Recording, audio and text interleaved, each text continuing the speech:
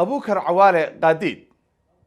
oo u ololeeyay joojinta maandooriyaha qaadka in laga joojiyo guud ahaanba deegaanada Soomaalida ayaa waxa uu ardayda dhigata dugsiga sare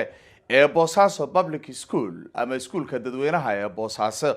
uu kala hadlay ardayda iskuulkaasi dhigata waxa uuna ka wacyi gelinayay dhibaatada uu maandooriyuhu u keeno bini'aadanka.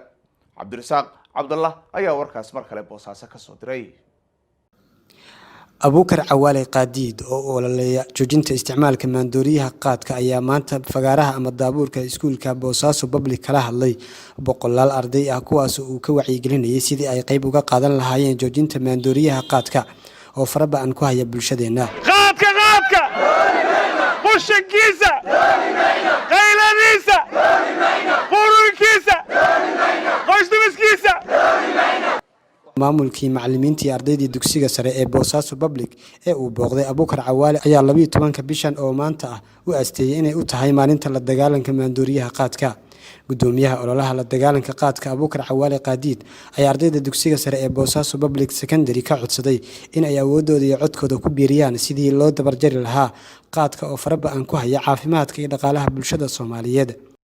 wadankan sidii hore ma aha qaadka lama dhayalsanayo. Puntland hadda tusaale haddaan u soo qaato siyaasad waxaa jirta oo madaxweyne Saciid Cabdullaahi Deni wadanku hogaaminaya oo la yiraahdo tayeyn iyo tiigsi. macnaheedu waxa weeye Saciid Cabdullaahi Deni intiina taqaan ma aqaan historigiisa Boosaaso raggii waxbarashada aasaasu ka mid ahaa waa nin aaminsan in dhalinyarada la dhiirigeliyo waa nin aaminsan in waxbarashada la tayeeyo waa nin aaminsan in fursad la idin sameeyo shaqo ganacsi opportunity laakiin maxaa sharuud ah haddii tayeyn la iska rabo waxaa sharuud ah si walba iskuulka rabtid iyo jaamacadda rabtid uga soo bax haddaad qaad cuntid cid shaqo ku siinaysa ma laha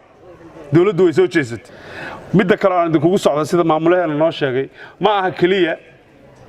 inaan Boosaaso Public School u imid waxaan ka hadlayo wax soo socdo waxaan ka hadlayo waa markaan anigu age-kiina aanba ma cuni jirin marka xogaa atunka weynaataan haddeertadaan nimankiina form 4ka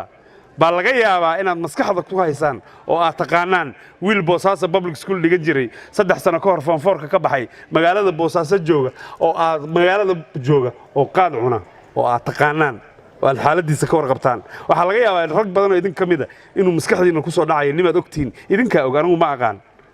ma jirtaa ya waxa magaciisa ku dhawaaqan ma jiraa marka waxaad yeelaysaan khatartaasi way jirtaa waa saan u sheegay oo god hortiina ka qodan marka u fulajignaada iska jira. Cabdirasaaq Cabdallah Faamus raadiyaha telefishinka dowladda Puntland magaalada Boosaaso.